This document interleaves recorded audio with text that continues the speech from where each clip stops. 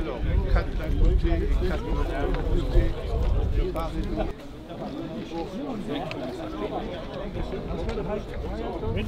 Bonjour à tous. Nous allons aujourd'hui commémorer les victimes des conflits d'AFN.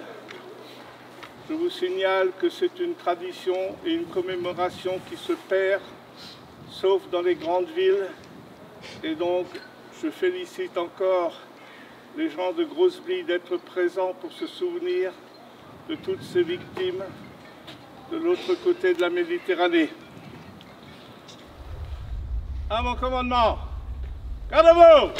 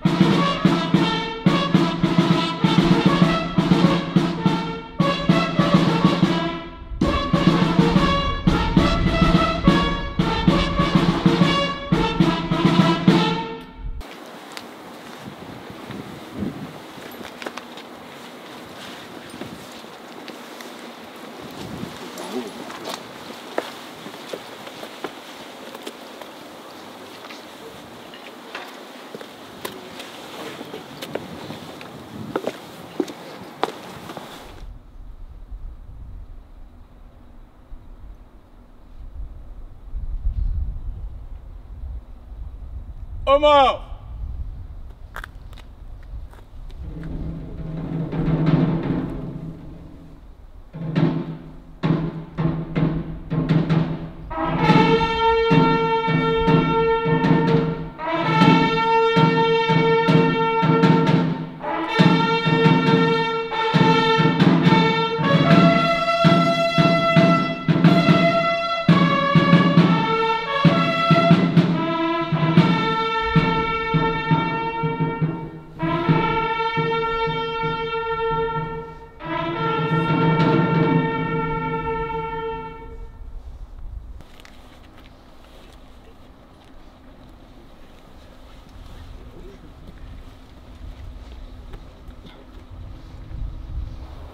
Au terme d'une année marquée par les célébrations du 80e anniversaire de la Libération, nous nous rassemblons aujourd'hui pour la dernière des 11 journées annuelles pour lesquelles la nation a souhaité distinguer les aspects de son histoire dont elle désire conserver plus particulièrement la mémoire.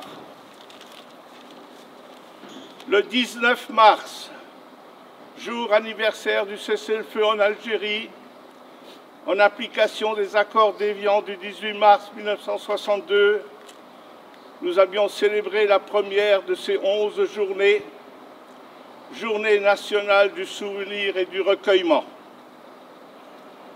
Elle célébrait le soulagement des familles françaises qui virent revenir leurs fils. C'est pourquoi, le 25 septembre, nous avons rendu hommage aux harkis et aux autres membres des formations supplétives. La nation leur exprime sa gratitude et s'efforce aussi de leur rendre ce qu'elle leur doit. La coexistence de ces 3 journées démontre l'importance, l'actualité et la complexité des mémoires de la guerre d'Algérie et des combats du Maroc et de la Tunisie. L'hommage de ce jour à cela de particulier qu'il commémore lui-même également un acte de mémoire. Le 5 décembre 2002, en effet, le président Jacques Chirac inaugurait le mémorial national érigé sur le quai qui porte désormais son nom.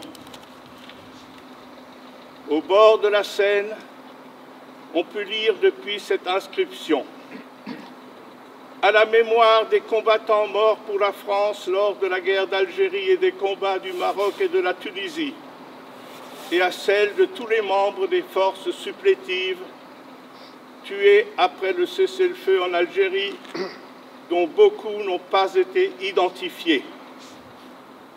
après presque 4 décennies, en 1999, le législateur reconnaissait officiellement qu'il s'agit non seulement d'opérations, mais d'une guerre menée par la France. Car c'est bien pour la France qu'ils sont morts, et les combattants d'Afrique du Nord l'ont servi avec autant de mérite et de valeur que l'avaient fait leurs prédécesseurs. Non, ils ne sont pas morts pour rien.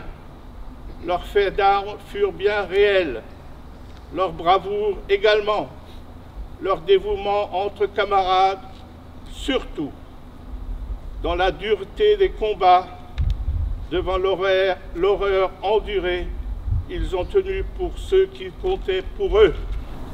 Vive la République et vive la France. Fermez le banc.